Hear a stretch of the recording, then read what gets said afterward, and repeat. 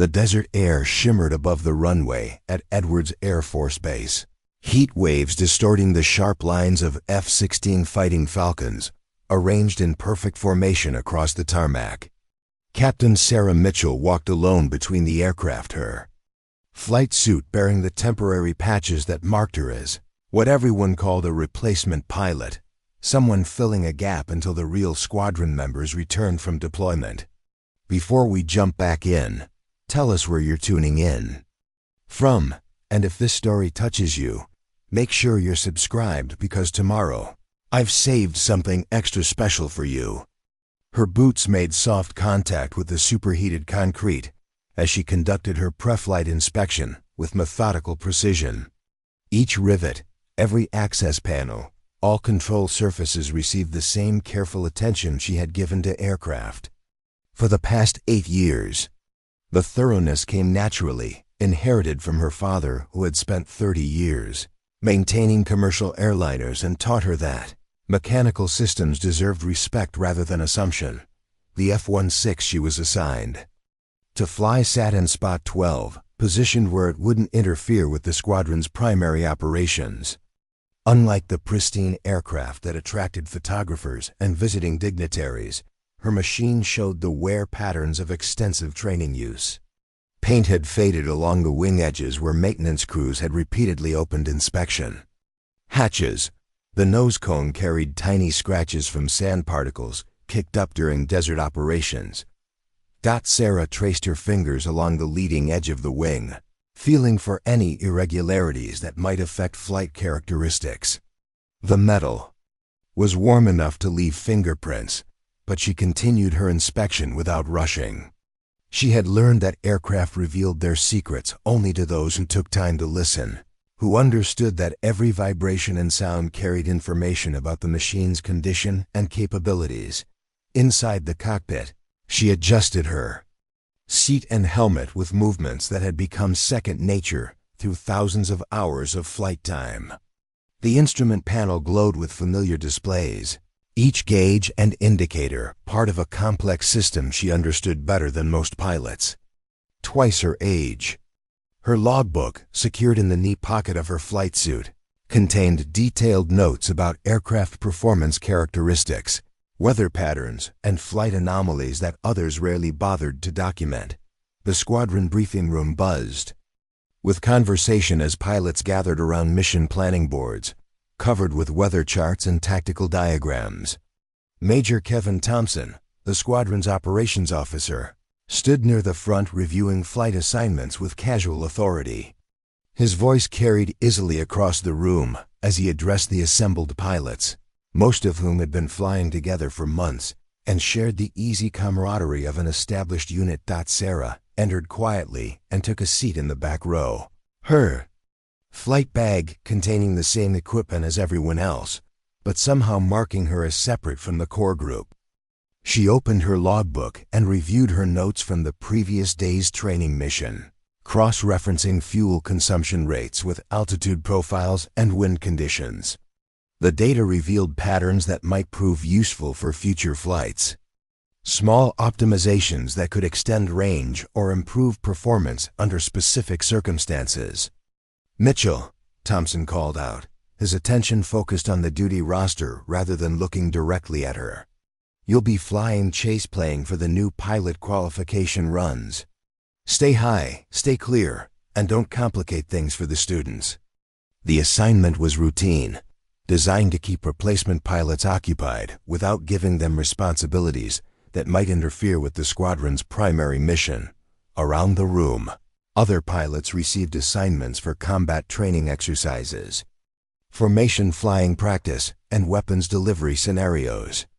These were the missions that built reputation and demonstrated the aggressive flying skills that defined fighter pilot culture.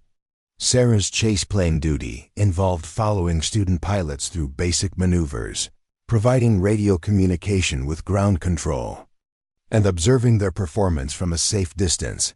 Lieutenant Colonel James Rodriguez, the squadron commander, reviewed the day's weather briefing with particular attention to wind conditions that might affect landing approaches. His experience showed in the questions he asked about turbulence patterns and visibility forecasts, considerations that less experienced pilots might overlook. When he finished the briefing, he glanced toward Sarah with an expression that suggested he was still evaluating her capabilities. "Any questions about today's operations?" Rodriguez asked, addressing the room in general.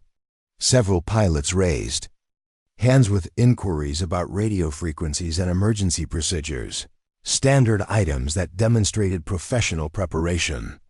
Sarah remained silent, though she had identified potential issues with the wind patterns that might affect aircraft performance during the afternoon training period. The briefing concluded with the usual reminders about safety protocols and communication procedures. Pilots gathered their equipment and moved toward the flight line in small groups, their conversations shifting from mission planning to the informal banter that helped manage pre-flight tension. Sarah walked alone, reviewing her checklist and mentally preparing for another day of routine assignments that kept her on the periphery of the squadron's real work. On the flight line, ground crews moved with practiced efficiency around each aircraft, conducting final inspections and arming systems according to the day's training requirements. The F-16s gleamed under the desert sun, their sleek profiles representing decades of engineering refinement and combat experience. Each machine was capable of speeds exceeding Mach 2 and could pull gravitational forces that would render most people unconscious. Sarah's aircraft received the same professional attention from the ground crew, though without the sense of urgency that surrounded the primary mission aircraft. Staff Sergeant Maria Gonzalez, the crew chief assigned to her plane, approached with a clipboard containing maintenance notes and system status reports. Gonzalez had 20 years of experience working on fighter aircraft and possessed an intuitive understanding of mechanical systems that Sarah respected and sought to learn from. "Everything looks good today, Captain," Gonzalez reported, her voice carrying the confidence that came from thorough knowledge of every system on the aircraft. "I noticed some minor fluctuations in the hydraulic pressure readings yesterday, but we traced it to a loose connection in the auxiliary circuit. Nothing that would affect flight operations, but worth monitoring." Sarah nodded and made a note in her logbook, adding Gonzalez's observation to her own records of aircraft performance data. Most pilots would have accepted the crew chief's assessment without further consideration, trusting that any significant problems would have been identified and corrected. Sarah's approach involved documenting everything, understanding that seemingly minor issues sometimes revealed larger patterns that could affect safety or performance. The cockpit preparation ritual proceeded with familiar precision.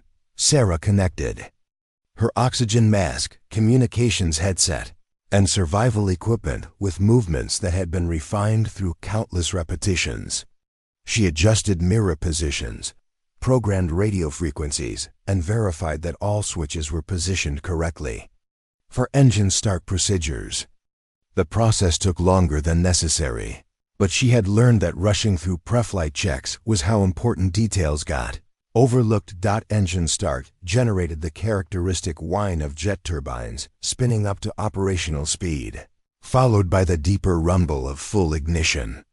The F-16 single engine produced enough thrust to accelerate the aircraft from standstill to takeoff speed in less than 30 seconds, power that demanded respect and careful handling. Sarah monitored engine parameters as they stabilized, noting minor variations that fell within normal ranges but might indicate developing trends worth tracking. Ground control cleared her for taxi to the active runway, where she joined the queue of aircraft preparing for departure. The radio chattered with routine communications between pilots and controllers, a constant stream of position reports, clearance requests, and weather updates that created the background soundtrack of flight operations. Sarah listened carefully to each transmission, absorbing information about wind conditions and traffic patterns that might affect her own flight. From her position in the taxi line, she could see the primary training aircraft being loaded with practice ordnance and fuel. for their combat training missions. Those pilots would spend their flight time practicing aggressive maneuvers, testing their skills against electronic opponents, and building the experience that distinguished accomplished fighter pilots from routine operators. Sarah's mission involved following a student pilot through basic formation flying and landing approaches, work that was necessary but rarely challenging. The tower controller's voice cut through the radio, static with takeoff clearance for the lead aircraft. One by one, the F-16s accelerated down the runway and lifted into the desert sky, their afterburners creating brief contrails in the dry air. The sound of jet engines at full power rolled across the base like sustained thunder, a reminder of the raw energy contained within these machines and the skill required to control them safely. When her turn came, Sarah advanced the throttle and felt the familiar push of acceleration as her aircraft gathered speed. The F-16 responded to control inputs with the precision that had made it one of the world's most successful fighter designs, every system working in harmony to convert pilot intention into mechanical reality. She lifted off smoothly and climbed into the clear desert sky, leaving behind the routine of ground operations for the freedom and responsibility of flight at altitude. She rendezvoused with the student pilot she was assigned to monitor, a young lieutenant named David Chun, who was working toward qualification in formation flying. Chun's aircraft appeared in her peripheral vision, positioned correctly but with the slight instability that marked an inexperienced pilot still learning to maintain precise spacing and alignment. Sarah adjusted her own position to provide the appropriate separation while maintaining visual contact with both Chun's aircraft and the surrounding airspace. The training exercise proceeded through a series of formation changes and communication drills designed to build Chun's confidence and skill level. Sarah observed his technique, noting areas where his control inputs were smooth and others where tension or uncertainty affected his flying. She provided radio guidance when appropriate, but mostly remained in the background, allowing Chun to learn through experience while ensuring that safety was maintained. During a routine turn, Sarah noticed that Chun's aircraft was developing a slight vibration visible in the way sunlight reflected off his canopy. The oscillation was subtle, barely perceptible unless someone was watching specifically for such anomalies. Most chase pilots might have dismissed it as normal flight characteristics, particularly given that all engine parameters appeared normal and Chun wasn't reporting any problems with aircraft handling. Sarah keyed her radio and asked Chun to perform a gentle climb and descent while she observed his aircraft from different angles. The maneuver revealed that the vibration was consistent and seemed to be affecting the entire airframe rather than originating from any specific component. Her logbook contained similar observations from previous flights, patterns that suggested certain aircraft might be developing maintenance issues that weren't immediately obvious during ground inspections.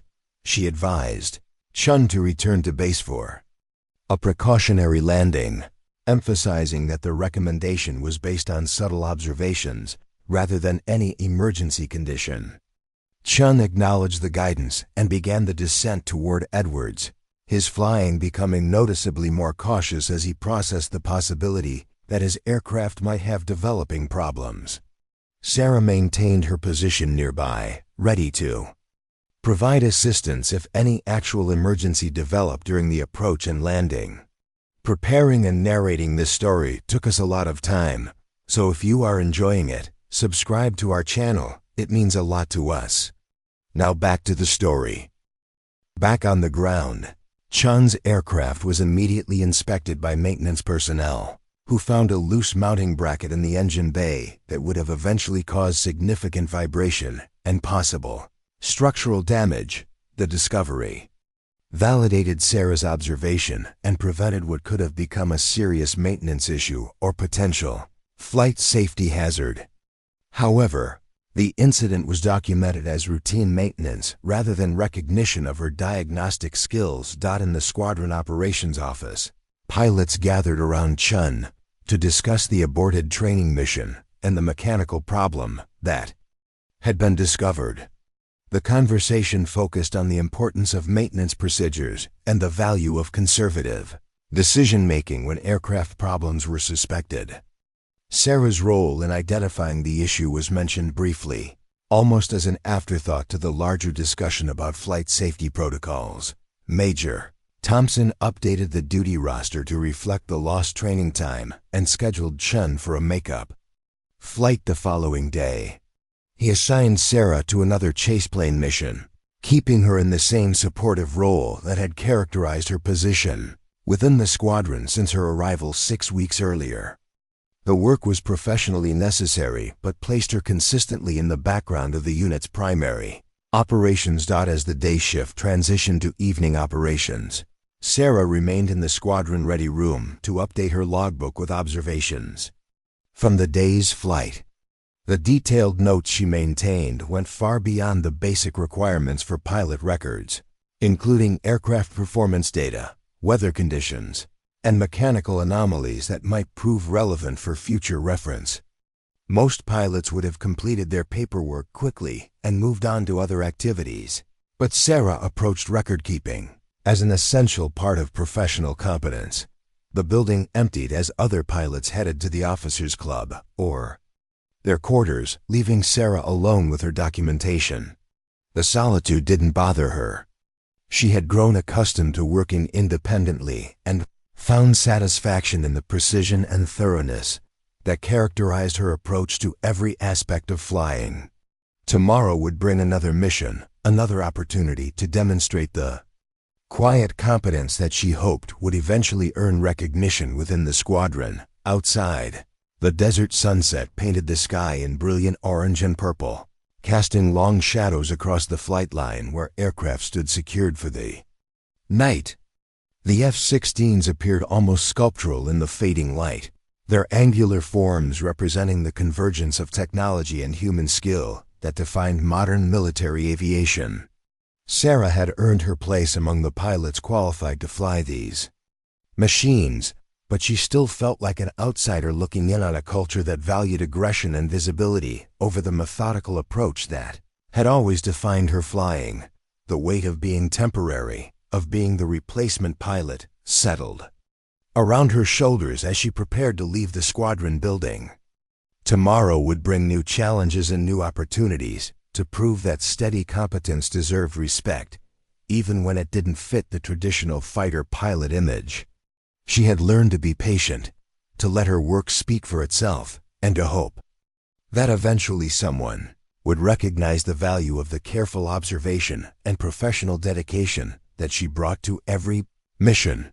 3 weeks into what was supposed to be a routine deployment exercise, Sarah found herself assigned to an early morning test flight that no one else wanted. The mission involved evaluating new engine monitoring software that had been installed across the squadron's aircraft during the previous maintenance cycle. While other pilots were preparing for complex combat scenarios and formation demonstrations, Sarah would spend her morning collecting data on fuel efficiency, algorithms, and performance parameters. The briefing room was nearly empty at 5:00 hours, containing only herself, a civilian contractor from the software company, and Lieutenant Tom Harrison, a junior pilot who served as the backup for the data collection mission. The contractor, a thin man named Dale Hoffman, who wore a company polo shirt instead of military fatigues, explained the testing procedures with the enthusiasm of someone who understood computer code better than flying dynamics. The new system monitors combustion efficiency in real time, Hoffman explained, pointing to a laptop screen filled with colorful graphs and numerical displays. We need baseline data across different altitude bands and power settings to calibrate the algorithms. For operational use, pretty straightforward data collection, nothing complicated. Sarah studied the test parameters while Harrison scrolled through his phone, clearly viewing the assignment as routine busy work that would keep him away from more interesting flying. The data collection required precise altitude holds, specific power settings, and detailed documentation of engine performance across a range of flight conditions. It was methodical work that demanded attention to detail rather than aggressive flying skills. The civilian contractor handed her a modified kneeboard containing data collection sheets and a digital tablet connected to the new monitoring system. The equipment looked professionally designed, but had the temporary appearance of prototype hardware being evaluated under field conditions. Sarah examined the interface, noting how the software displayed engine data in formats that differed from standard military instrumentation. "Any questions about the test procedures?" Hoffman asked, his attention already shifting to the next item on his checklist. The question carried the tone of someone who expected routine compliance rather than technical curiosity. Most test pilots would have accepted the briefing materials without additional inquiry, trusting that any important details had been covered in the official documentation. Sarah raised her hand and asked about the system's response time to sudden power changes, particularly during emergency situations where rapid throttle movements might be necessary. Her question revealed familiarity with flight operations that surprised Hoffman, who had apparently expected to brief pilots who would simply follow test procedures without understanding the underlying technology. "The monitoring system shouldn't interfere with normal engine controls," Hoffman replied, though his answer suggested he hadn't considered how the software might behave during non-routine flight conditions. "We're primarily concerned with steady-state performance data during this evaluation phase." The response didn't fully address Sarah's concern, but she made a note to pay particular attention to engine response characteristics during the test flight. Her experience had taught her that new systems sometimes behave differently under operational stress than they did during laboratory testing, particularly when multiple variables combined in ways that hadn't been anticipated by designers. Lieutenant Harrison was assigned to fly chase plane for the test mission, positioning his aircraft where he could observe Sarah's plane during the data collection procedures. His role involved maintaining radio communication with ground control and providing visual confirmation that the test aircraft appeared to be performing normally throughout the evaluation process. On the flight line, ground crews prepared both aircraft for the morning mission. Sarah's F-16 had been fitted with additional monitoring equipment that connected to the new engine software, cables and sensors that represented temporary modifications for the testing program. The installation looked professional, but added complexity that wasn't present during normal operations. Staff Sergeant Gonzalez conducted the pre-flight inspection with particular attention to the new monitoring equipment, checking connections, and verifying that installation procedures had been followed correctly. Her experience with aircraft modifications made her cautious about any changes to established systems, especially when those changes involved critical components like engine controls. "Everything looks secure," Gonzalez reported, though her tone carried the slight reservation that experienced maintainers felt when dealing with prototype equipment. "The company techs ran all their system checks yesterday, but keep an eye on engine parameters during flight. Sometimes new software doesn't play nice with existing systems." Sarah nodded and made another note in her logbook, adding Gonzalez's observations to her own growing list of items to monitor during the test flight. The cautious approach might seem excessive for a routine data collection mission, but Sarah had learned that careful attention to details often revealed problems before they became emergencies. The engine start sequence proceeded normally, with all parameters falling within expected ranges as the F-16's power plant spun up to operational speed. Sarah monitored both the standard engine displays and the new software interface, comparing readings to ensure that the monitoring system was accurately reflecting actual engine performance. The data appeared consistent, though she noticed that the new system updated more frequently than traditional gauges. Ground control cleared both aircraft for taxi and takeoff, launching them into a clear desert morning with unlimited visibility and calm wind conditions. The weather was perfect for data collection, providing stable atmospheric conditions that would allow the monitoring system to establish accurate baseline measurements across different flight regimes. At altitude, Sarah began the systematic testing procedures outlined in Hoffman's briefing materials. Each test point required maintaining specific combinations of altitude, airspeed, and power settings, while the monitoring system recorded engine performance data. The work was methodical and precise, demanding the kind of steady flying that Sarah had always excelled at, but that rarely attracted attention in fighter pilot culture. Harrison positioned his chase aircraft several hundred feet away, close enough to observe Sarah's plane, but far enough to avoid any aerodynamic interference that might affect the test results. His radio transmissions were professional but minimal, reflecting his view of the mission as routine support work rather than challenging flying. During the third test point, which required maintaining a specific power setting while climbing through a designated altitude band, Sarah noticed an irregularity in how the new monitoring system was displaying engine data. The readings showed small but consistent variations that didn't match the stable engine performance she was observing through traditional instrumentation. The discrepancy was subtle, barely outside normal measurement tolerances, but it followed a pattern that suggested the monitoring software might be misinterpreting certain engine parameters. Sarah made detailed notes about the anomaly while continuing the test procedures, documenting the conditions under which the irregular readings occurred. She keyed her radio and asked Harrison if he observed anything unusual about her aircraft's performance or appearance.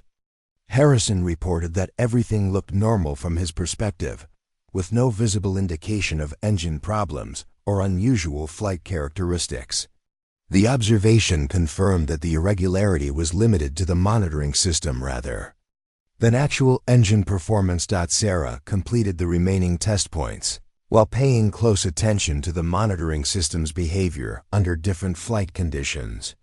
The pattern of irregular readings became more pronounced during rapid power changes and high-altitude operations, situations where engine performance parameters changed quickly, and the monitoring software had to process multiple data streams simultaneously. When the data collection phase was complete, both aircraft returned to Edwards for landing and post-flight analysis. The test mission had proceeded smoothly from an operational standpoint, with all planned test points completed successfully and no significant problems encountered during flight operations. In the squadron operations office, Sarah reviewed her test notes with Hoffman, who was eager to download the data collected by the monitoring system. The civilian contractor expressed satisfaction with the quantity and quality of information gathered during the flight, viewing the mission as a successful step toward operational certification of the new software. "The data looks exactly like what we expected," Hoffman said, scrolling through graphs and numerical displays on his laptop screen. "Engine performance parameters all fall within predicted ranges, and the monitoring system captured everything we needed for algorithm calibration." Sarah mentioned the irregular readings she had observed during certain flight conditions, providing specific examples of when the monitoring system had displayed variations that didn't match actual engine performance. Her observations were detailed and technically accurate, supported by careful notes she had taken throughout the test flight. Hoffman listened politely, but dismissed her concerns as normal measurement variations that fell within acceptable tolerances for prototype software. His response suggested that he viewed the irregularities as minor technical issues that would be resolved during the software development process, rather than potential indicators of more significant problems.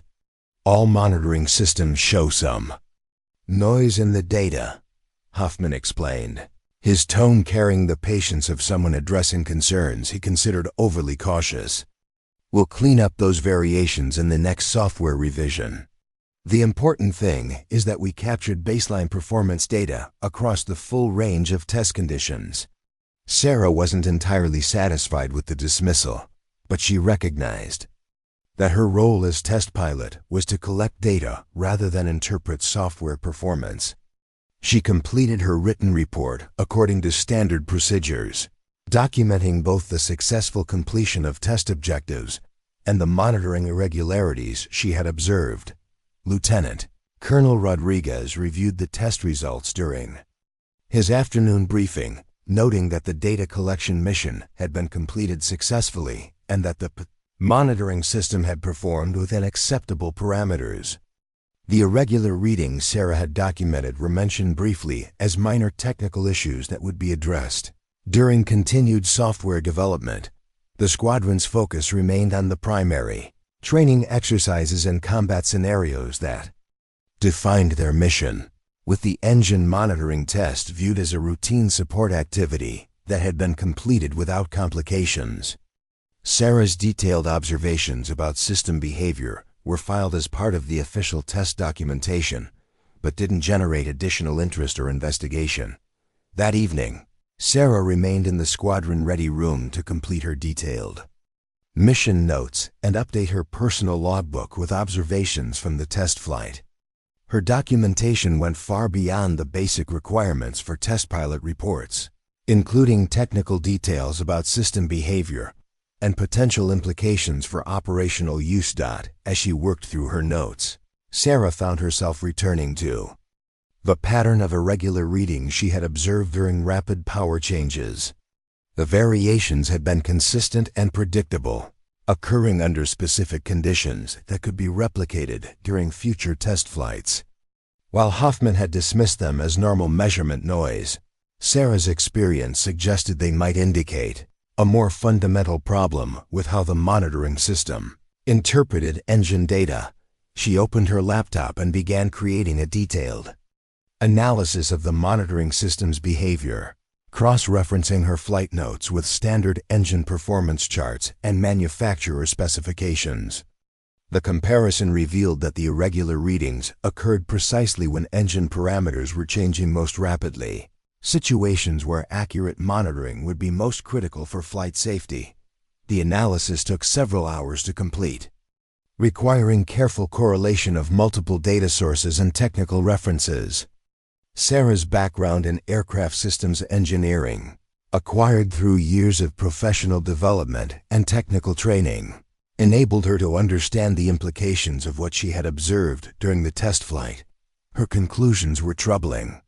The monitoring system appeared to have difficulty processing rapid changes in engine data, potentially leading to inaccurate readings during the exact situations where pilots would need reliable information most urgently. Emergency procedures, combat maneuvers, and abnormal flight conditions all involved rapid power changes that could trigger the same irregular readings she had documented. Sarah drafted a supplemental report outlining her analysis and recommending additional testing to evaluate the monitoring system's performance during simulated emergency conditions. The document was technically detailed and professionally written, supported by data and references that demonstrated thorough understanding of both flight operations and engine monitoring requirements. The next morning, she submitted the supplemental report through proper channels, ensuring that her concerns about the monitoring system would be formally documented and reviewed by appropriate technical authorities. The action represented a careful balance between her responsibility as a test pilot and her awareness that challenging civilian contractor assessments could be viewed as exceeding her assigned role. Major Thompson acknowledged receipt of her additional report but made no immediate commitment to pursuing the issues she had raised. His response suggested that he viewed her concerns as the kind of detailed technical observations that conscientious test pilots routinely documented without necessarily expecting immediate action. "We'll forward your analysis to the appropriate technical review board," Thompson said, his tone professional but non-committal. "They'll evaluate whether additional testing is warranted based on the data you've provided. Good work on the thoroughness of your documentation." The acknowledgement was polite but didn't indicate whether Sarah's concerns would receive serious consideration or be filed as routine test pilot feedback. Her experience with military bureaucracy suggested that supplemental reports often disappeared into administrative processes unless they addressed immediate safety concerns or received support from senior officers. During the daily squadron briefing, Rodriguez mentioned that the engine monitoring test had been completed successfully, and that all test objectives had been achieved according to plan. The irregular readings Sarah had documented were not discussed, and her supplemental analysis was not mentioned as part of the official test results. Sarah sat quietly during the briefing, recognizing that her detailed technical concerns were not generating the level of interest or urgency she believed they deserved. The pattern was familiar from previous assignments where her methodical approach to problem solving had been viewed as excessive attention to minor details rather than valuable professional insight. The new engine monitoring system was scheduled for installation across additional aircraft within the squadron, with operational deployment planned for the following month. The timeline suggested that technical concerns raised by individual test pilots would not delay the implementation schedule unless they were supported by broader evidence of system problems. As the briefing concluded and pilots dispersed to their assigned missions, Sarah found herself once again in the position of having identified potential problems that others were not yet ready to acknowledge. Her careful analysis and professional documentation had followed proper procedures, but the institutional momentum behind the monitoring system made it unlikely that her concerns would receive immediate attention. The morning's flying schedule assigned her to another routine mission, escort duty for a visiting delegation of foreign military officers who wanted to observe American pilot training methods. The assignment would keep her occupied with ceremonial flying rather than the kind of challenging operations that built reputation and demonstrated advanced flying skills. Sarah gathered her flight equipment and prepared for another day of professional competence that would likely pass unnoticed by those who determined assignments and career advancement within the squadron. She had done everything possible to document and communicate her concerns about the monitoring system, but the institutional response suggested that her warnings were not being taken seriously. The weight of being the replacement pilot settled around her shoulders once again as she walked toward the flight line. Tomorrow would bring new missions and new opportunities to demonstrate the careful professionalism that she hoped would eventually earn recognition. But today would be another exercise in patience and persistence while waiting for others to recognize the value of her contributions. The squadron's daily briefing room had developed an unofficial seating arrangement over the week since Sarah's arrival. The permanent squadron members clustered near the front, their chairs forming tight groups that reflected established friendships and professional relationships, built through months of shared missions. Sarah's chair sat in the middle section, positioned where she could see and hear everything, but remained clearly separate from the core groups. Captain Rick Valdez, the squadron's most experienced F-16 pilot, had returned from a 2-week leave to find that his replacement had been asking technical questions about engine monitoring systems and filing supplemental reports about software irregularities. The news had reached him through informal channels before he even reported for duty, framed as an amusing example of how replacement pilots sometimes overcomplicated routine assignments. "So Mitchell's the one who thinks she found problems with the new engine software," Valdez commented during the pre-briefing coffee gathering, his voice loud enough to carry across the room. "Hoffman told me she wrote a 10-page analysis of measurement variations that fall within normal tolerances. Apparently she knows more about engine monitoring than the engineers who designed the system." The comment drew chuckles from several pilots who had been briefed on Sarah's supplemental report through the informal communication network that existed parallel to official channels. Captain Lisa Wong, one of the squadron's few female pilots, shook her head with an expression that mixed amusement with mild frustration. "Classic replacement pilot syndrome," Wong said, stirring sugar into her coffee with deliberate motions. "They show up thinking they need to prove themselves by finding problems that the permanent squadron somehow missed. Usually it takes a few months for them to realize that we've been doing this job successfully without their help." Lieutenant Marcus Johnson, who had joined the squadron 6 months earlier, nodded in agreement while reviewing his flight assignment for the day. His integration into the unit had been smooth and unremarkable, achieved by accepting assignments without question and avoiding any actions that might be interpreted as criticism of established procedures. "I flew that monitoring test last month," Johnson said, keeping his voice conversational but ensuring it carried to Sarah's position. "System worked exactly like it was supposed to. No irregularities, no measurement problems, no need for supplemental analysis. Maybe she should focus on learning to fly with the squadron instead of trying to rewrite the technical manuals." The conversation continued with examples of previous replacement pilots who had attempted to make immediate impacts through various means, most of which were remembered as amusing examples of misplaced enthusiasm rather than valuable contributions.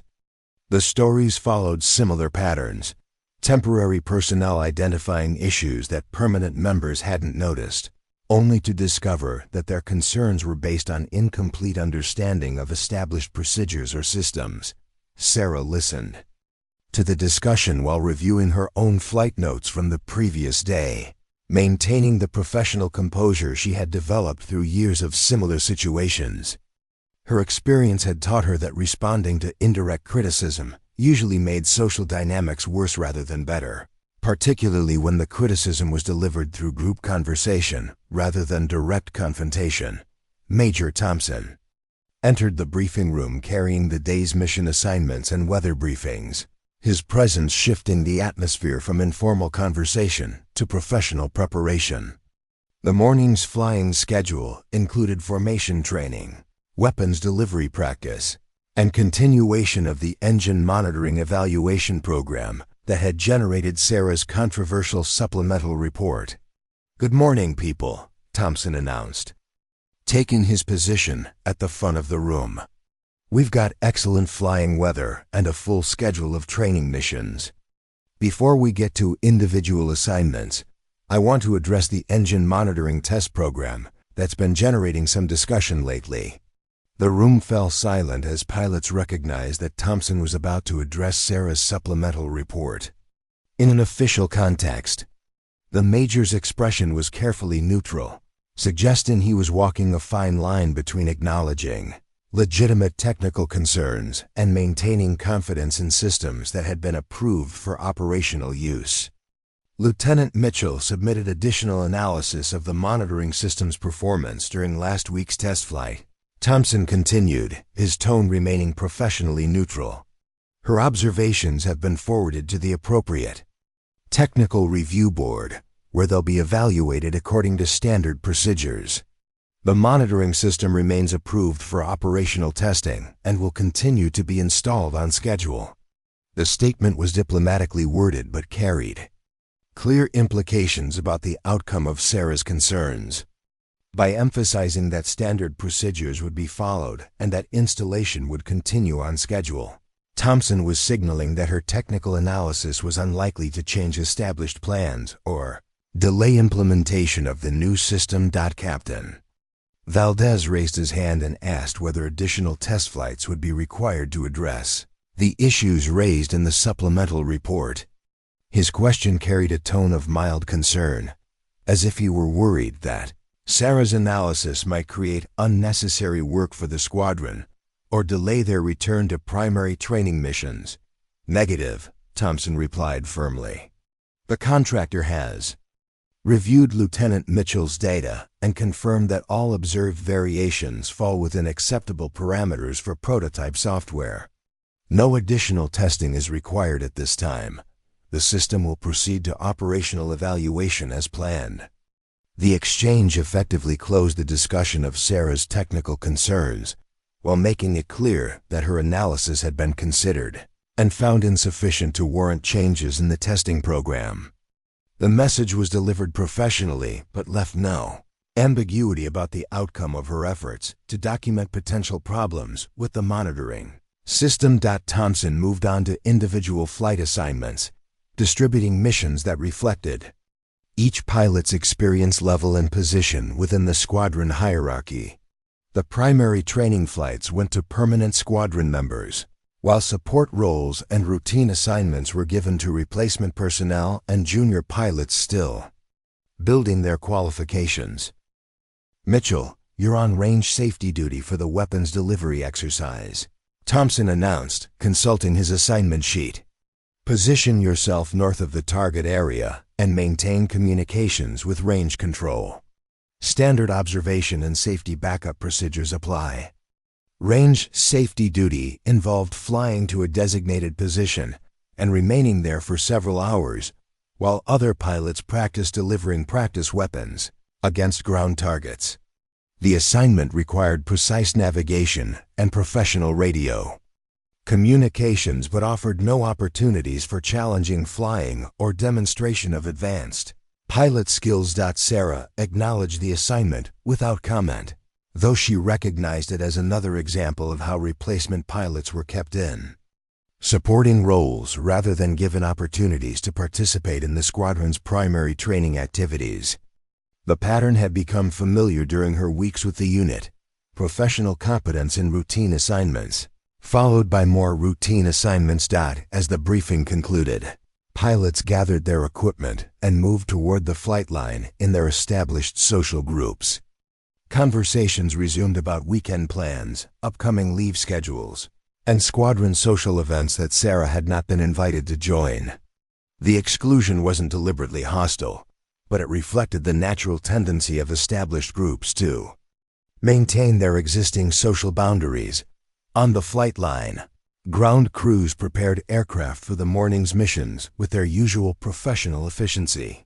Sarah's F-16 sat in its designated parking spot, equipped with standard navigation and communication equipment, but lacking the specialized systems carried by aircraft assigned to the weapons delivery exercise.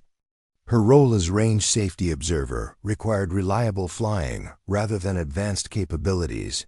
Staff Sergeant Gonzalez approached with the routine maintenance briefing that preceded every flight, her professional demeanor unchanged despite the squadron gossip about Sarah's controversial technical analysis. The experienced maintainer had seen multiple replacement pilots rotate through the unit and understood that temporary personnel often faced social challenges that had nothing to do with their technical competence. "Aircraft's ready for flight, Captain," Gonzalez reported, handing over the maintenance forms that documented system status and recent inspection results. "I heard some talk about that engine monitoring report you filed. For what it's worth, we've been seeing some weird readings from those new systems too, but nothing that shows up during our ground tests." The comment was delivered quietly, intended for Sarah's ears only, and representing the kind of informal technical communication that existed between pilots and maintainers who respected each other's professional judgment. Gonzalez's observation provided some validation for Sarah's concerns, though it came from outside the pilot community that had dismissed her analysis. "Thanks for letting me know," Sarah replied, making a mental note to follow up on the maintainer's observations when appropriate opportunities arose. "If you see anything else that seems unusual, I'd appreciate hearing about it." Sometimes patterns become visible only when multiple people share their observations. The brief exchange represented the kind of professional relationship that Sarah valued most: mutual respect based on competence and shared commitment to flight safety rather than social position or squadron politics. Gonzalez's willingness to share technical observations suggested that Sarah's reputation among ground personnel might be stronger than her standing with fellow pilots. The engine start and taxi procedures proceeded normally, with Sarah following her assigned aircraft through the routine preparations for departure. Radio communications remained professional and efficient, though she noticed that her transmissions received shorter acknowledgments than those from other pilots. The difference was subtle but reflected the social dynamics that influenced even routine operational interactions. At the range complex, Sarah positioned her aircraft according to the safety briefing coordinates and established communications with range control personnel who would monitor the weapons delivery exercise. Her role involved observing the training area for aircraft emergencies, unauthorized intrusions, or safety violations that might require immediate intervention. The weapons delivery exercise proceeded with multiple aircraft making repeated passes against simulated ground targets, their practice ordnance creating small dust clouds on the desert floor below. Each pilot demonstrated different approaches to the targeting problem, some focusing on precision while others emphasized speed and tactical realism. From her observation position, Sarah could see the entire exercise area and monitor radio communications between participating aircraft and range control personnel. The flying was professional and competent, representing the kind of tactical training that distinguished fighter pilots from other aviation specialties and built the aggressive confidence that characterized squadron culture. During the third wave of attacks, Captain Wang's aircraft experienced what appeared to be a minor electrical problem that affected her heads-up display during the targeting run. Wang reported the issue to range control and successfully completed her pass using backup instruments, demonstrating the kind of adaptability that was expected from experienced fighter pilots. Sarah observed the incident and noted that Wang's aircraft appeared to be experiencing the same type of irregular display readings that she had documented during her engine monitoring test flight. The symptoms were similar, intermittent variations in electronic systems during periods of rapid power changes or high workload operations. She considered reporting her observations to range control but recognized that doing so might be viewed as interference with another pilot's aircraft management decisions. Wang had handled the situation professionally and completed her mission successfully, making additional commentary from a range safety observer potentially unwelcome.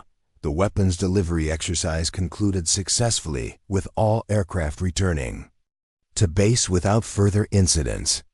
Sarah maintained her position until the range was clear, then followed the other aircraft back to Edwards for landing and post-mission debriefing.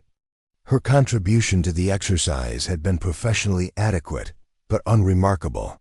Exactly what was expected from routine safety support duties. In the squadron operations office, pilots gathered around Wang to discuss the electrical problem she had experienced during the weapons delivery exercise.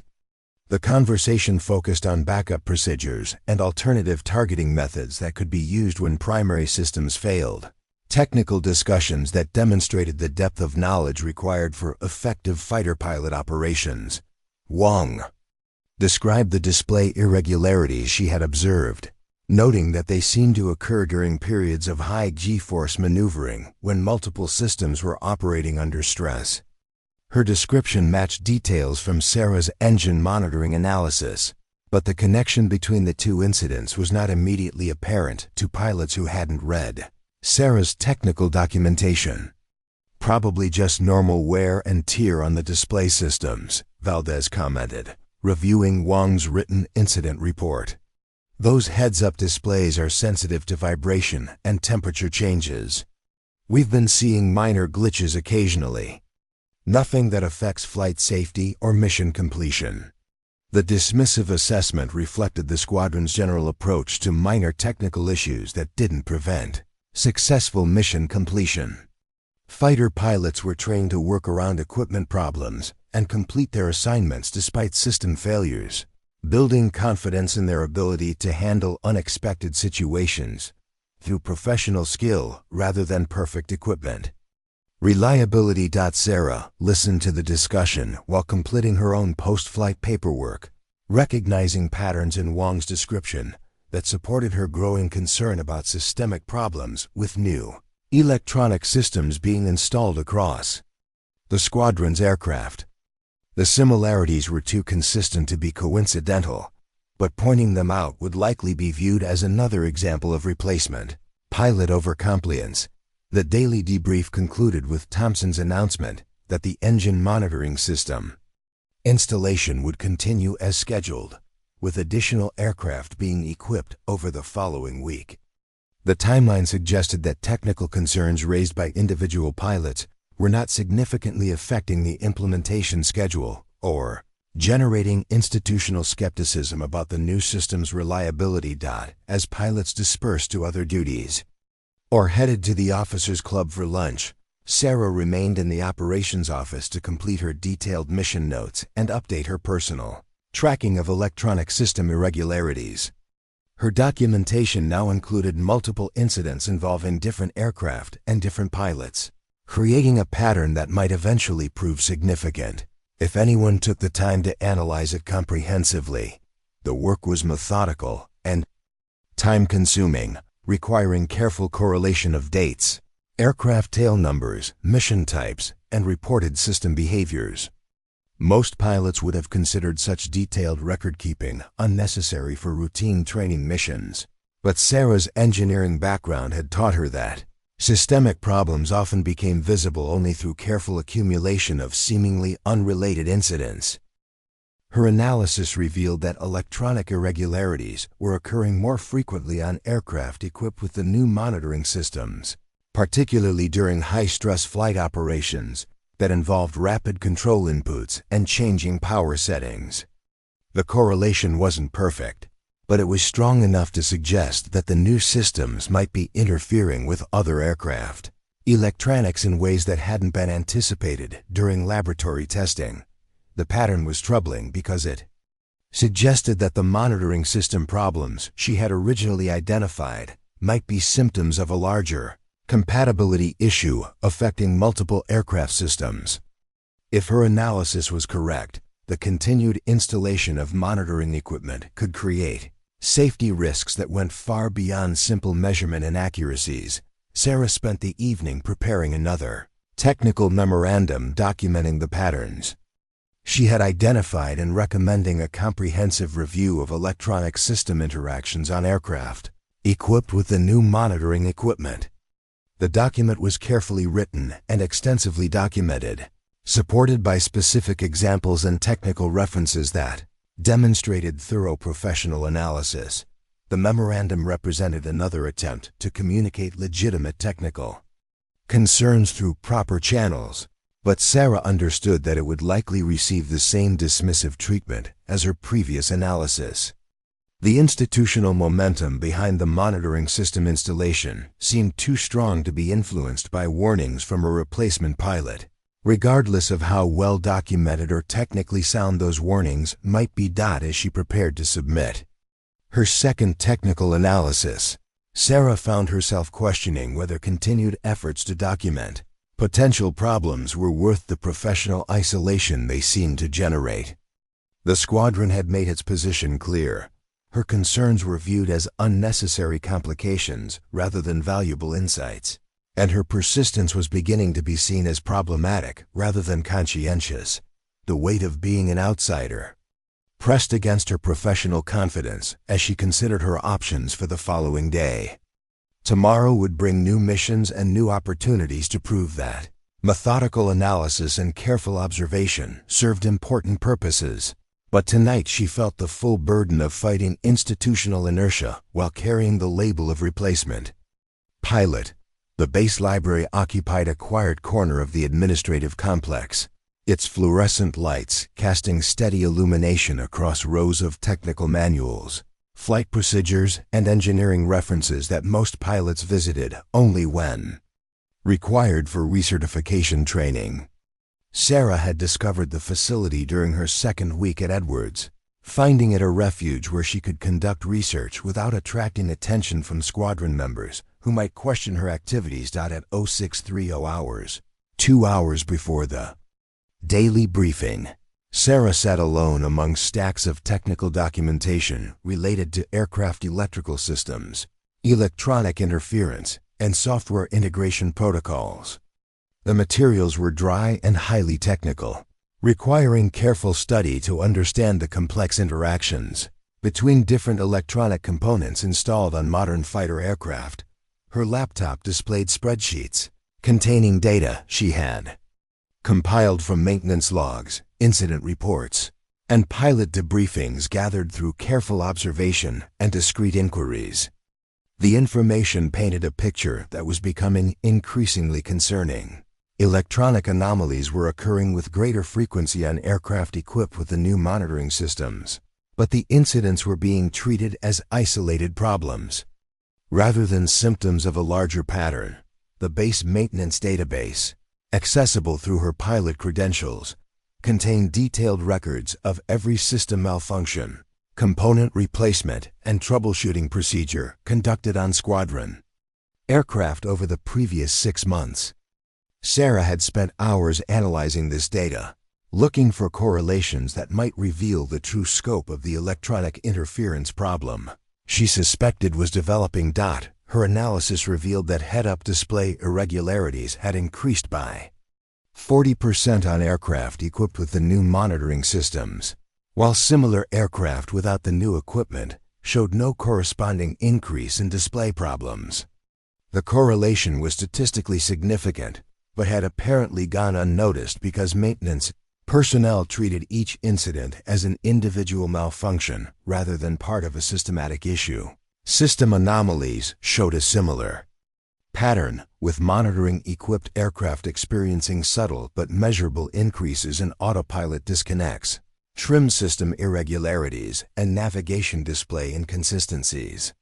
Each incident had been resolved through standard troubleshooting procedures, but the underlying cause of the increased failure rate had not been investigated. Sarah cross-referenced the maintenance data with manufacturer technical bulletins and discovered that the monitoring system's data cables ran in close proximity to flight control wiring harnesses in several locations throughout the aircraft. The installation procedures had been approved by engineering analysis, but the approval appeared to be based on laboratory testing rather than extended operational evaluation under combat flight conditions. The technical manuals contained warnings about electromagnetic interference between different electronic systems, particularly when new equipment was installed in aircraft originally designed for different electronic configurations. The warnings were buried in dense technical language, but they clearly indicated that proper system integration required extensive testing under operational conditions rather than simple laboratory verification. Sarah's engineering background enabled her to understand the implications of what she was discovering. The monitoring system was apparently generating electromagnetic interference that affected other aircraft electronics during periods of high electrical activity, such as rapid power changes, high G-force maneuvering, and operation of multiple systems simultaneously. The interference wasn't strong enough to cause obvious system failures, but it was sufficient to create subtle performance degradations that pilots might attribute to normal equipment variations. Over time, the accumulated stress on affected systems could lead to premature component failures or, more seriously, unexpected malfunctions during critical flight operations. She drafted a comprehensive technical analysis, documenting her findings, including statistical data showing increased malfunction rates, technical explanations for the suspected electromagnetic interference, and recommendations for immediate testing to verify her conclusions. The document was more detailed and technically sophisticated than anything typically produced by operational pilots, reflecting her unique combination of flying experience and engineering knowledge. The challenge was finding a way to present her findings that would receive serious consideration, rather than dismissal as another example of replacement pilot overcompliance.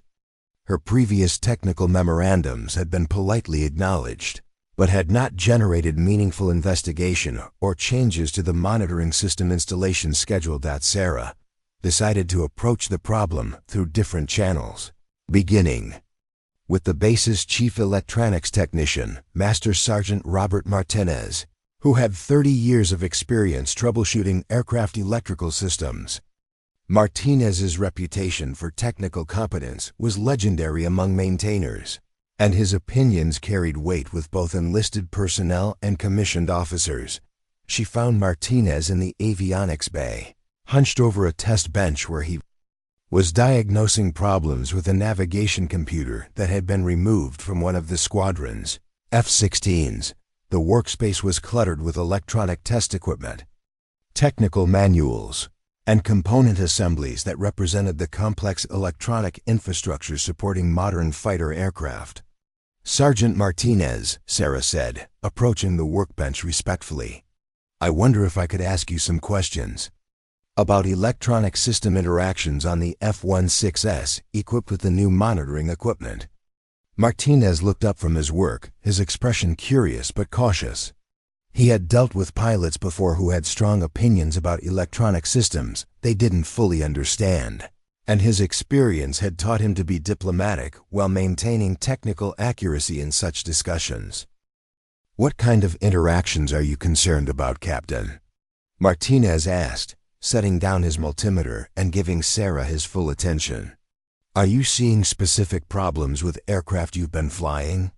Sarah explained her observations about increased electronic anomalies on monitoring-equipped aircraft, providing specific examples and statistical data she had compiled through her research. Martinez listened carefully, occasionally asking technical questions that demonstrated his deep understanding of aircraft electrical systems and their potential failure modes. "You're talking about electromagnetic interference between the monitoring system and existing aircraft electronics," Martinez said thoughtfully. "That's definitely possible if the installation wasn't properly isolated or if the system generates more electrical noise than the integration testing anticipated." The conversation continued for over an hour, with Martinez sharing his own observations about unusual electronic problems he had been troubleshooting on newly equipped aircraft. His experiences corroborated Sarah's data analysis, revealing that maintenance personnel had indeed noticed increased malfunction rates but had attributed them to normal equipment aging rather than systematic interference. "The thing is," Martinez explained, "we don't usually look for patterns across multiple aircraft unless we receive specific direction to investigate a particular problem. Most of our troubleshooting focuses on fixing individual malfunctions rather than analyzing trends that might indicate systematic issues." Sarah asked whether Martinez would be willing to review her technical analysis and provide professional assessment of her conclusions. The Master Sergeant agreed, understanding that properly identifying systematic problems was essential for maintaining flight safety and preventing more serious failures that could endanger pilots and aircraft. That evening, Sarah met Martinez at the base technical library, where they spent 3 hours reviewing her data analysis and correlating it with detailed maintenance records that Martinez accessed through his senior technician credentials. The combined review revealed patterns that were even more concerning than Sarah's individual research had indicated.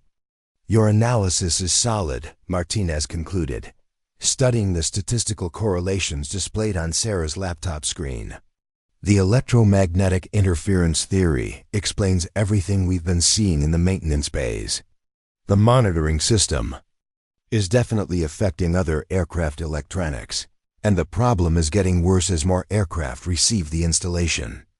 Martinez agreed to prepare his own technical assessment supporting Sarah's findings, lending the credibility of his 30 years of maintenance experience to her recommendations for immediate investigation and possible suspension of the monitoring system installation program. His report would carry weight with maintenance officers, who might dismiss concerns raised by operational pilots. The next morning, Sarah submitted both her updated technical analysis and Martinez's supporting assessment through official channels, requesting immediate review by the base's chief electronics officer and recommendation for suspension of further monitoring system installations pending comprehensive electromagnetic compatibility testing. The dual submission represented a coordinated effort by both operational and maintenance personnel to document serious concerns about aircraft safety, supported by extensive data analysis and professional expertise from multiple technical disciplines. The approach was carefully calculated to demonstrate that the concerns were based on systematic investigation rather than individual opinion. Major Thompson's response came within hours, acknowledging receipt of both technical assessments and forwarding them to higher headquarters for evaluation by electronics specialists with authority to make decisions about the monitoring system program. The rapid response suggested that the combined pilot-maintainer analysis had received more serious consideration than Sarah's previous individual submissions. However, Thompson also made it clear that normal operations would continue until official direction was received from higher headquarters. The monitoring system installation schedule would proceed as planned, and pilots were expected to continue flying aircraft equipped with the new systems without expressing concerns that might affect squadron morale or mission readiness. The message was diplomatically worded but carried clear implications about the limits of individual initiative in challenging approved programs. Sarah understood that she had pushed her technical concerns as far as possible through proper channels, and that further action would require official direction from authorities outside the squadron. During the afternoon squadron briefing, Thompson announced that technical concerns about the monitoring system had been forwarded to appropriate headquarters for evaluation, but that operational testing would continue according to established schedules. His announcement was factual and professional, but it generated subtle tension among pilots who understood that ongoing investigation might affect their aircraft or missions. Captain Valdez asked whether pilots should expect any changes to operating procedures while the technical review was conducted. Thompson's response emphasized that all aircraft remained fully operational, and that pilots should continue normal operations without modification to established procedures or flight techniques. The monitoring system has been thoroughly tested and approved for operational use, Thompson stated firmly. Any technical concerns that have been raised are being evaluated through proper channels, but there's no indication that immediate changes to our operations are necessary or warranted. The briefing continued with routine mission assignments that reflected the squadron's normal training schedule. Sarah received another support mission, this time providing communication relay services for a large formation exercise involving multiple squadrons from different bases. The assignment would keep her busy but offered limited opportunities for the kind of challenging flying that built reputation within the fighter pilot community. As pilots dispersed from the briefing, Sarah noticed that several squadron members avoided eye contact or direct conversation with her. The pattern suggested that her technical investigations were beginning to be viewed as disruptive rather than helpful, creating social consequences that extended beyond the simple dismissal of her concerns. Lieutenant Johnson approached her privately after the briefing room had cleared, his expression serious and slightly uncomfortable. Johnson had always maintained professional courtesy towards Sarah, but his demeanor suggested that he was struggling with conflicting loyalties between personal respect and squadron solidarity.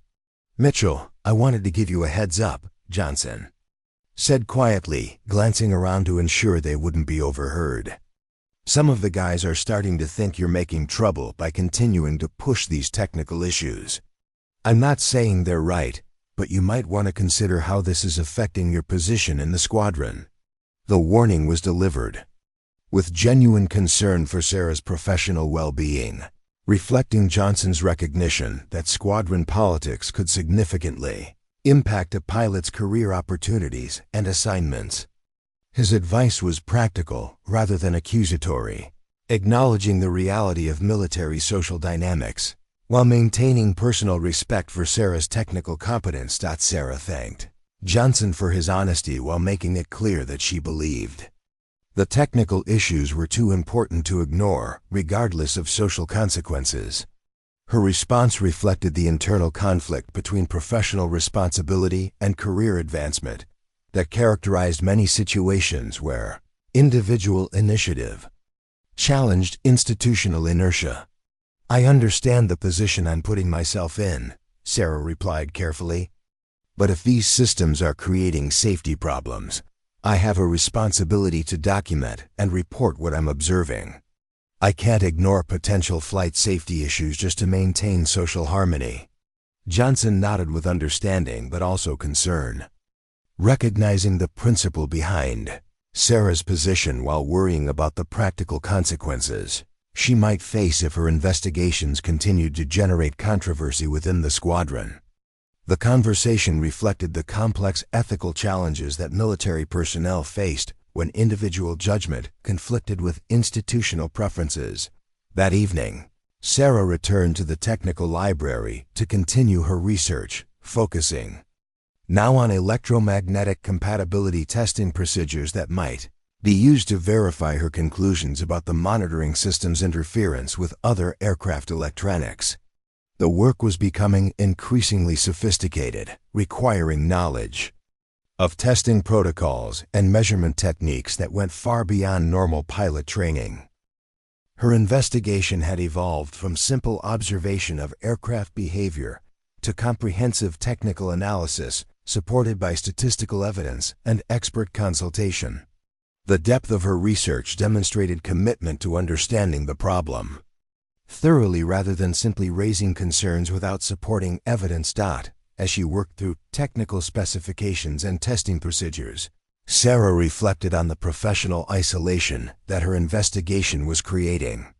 The squadron's social dynamics were turning against her, but the technical evidence supporting her concerns was becoming stronger and more compelling with each day of additional research.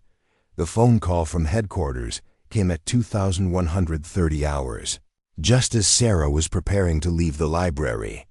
Major Thompson's voice carried unusual tension as he requested her immediate presence in the squadron operations office for an urgent briefing about her technical analysis and its implications for ongoing operations. The summons suggested that her investigation had finally generated a response from higher authorities, though whether that response would validate her concerns or result in disciplinary action for exceeding her assigned role remained to be determined. Sarah gathered her research materials and prepared for what might be the most important professional conversation of her military career. The walk across the darkened base toward the squadron building gave her time to consider what she would say. If asked to defend her technical analysis and justify the time and effort she had invested in investigating problems that others preferred to ignore, tomorrow would reveal whether her quiet investigation had served the cause of flight safety or simply created professional problems that would follow her throughout her remaining military service. The squadron operations office felt different.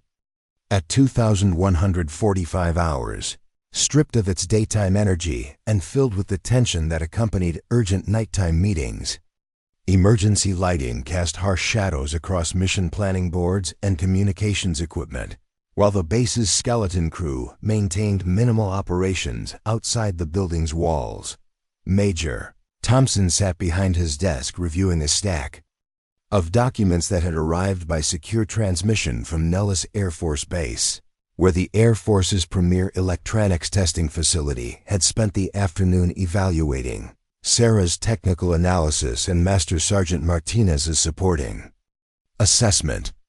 The papers bore classification markings that indicated their contents had implications beyond routine technical evaluation. Sarah entered the office carrying her research materials, uncertain whether she was being summoned for consultation or confrontation.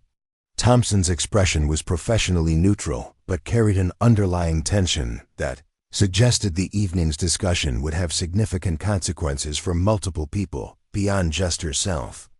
"Sit down, Mitchell," Thompson said, gesturing toward the chair across from his desk. "We need to discuss your electromagnetic interference analysis and some developments that occurred today at the test facility in Nevada." Colonel Patricia Hayes, the base commander, entered through the side door connecting the operations office to the larger command center. Her presence transformed the meeting from a squadron-level discussion into something with installation-wide implications, suggesting that Sarah's technical concerns had escalated far beyond what anyone had initially anticipated. "Captain Mitchell," Colonel Hayes said, taking a seat beside Thompson's desk, "I've spent the last 4 hours on secure telephone calls with electronic specialists at 3 different Air Force facilities, discussing your analysis of the monitoring system's electromagnetic interference patterns. Your research has raised some very serious questions about flight safety. The colonel's tone was measured and professional, but it carried an undertone that suggested significant problems had been discovered through the investigation Sarah's analysis had triggered. Hayes opened a classified folder and removed several technical documents bearing the insignia of the Air Force Test Center. The specialists at Nellis conducted emergency electromagnetic compatibility testing on an F-16 equipped with the monitoring system, Hayes continued. Their initial results confirm your conclusions about interference with flight control electronics during high-stress operations. The interference levels exceed acceptable safety margins under certain flight conditions.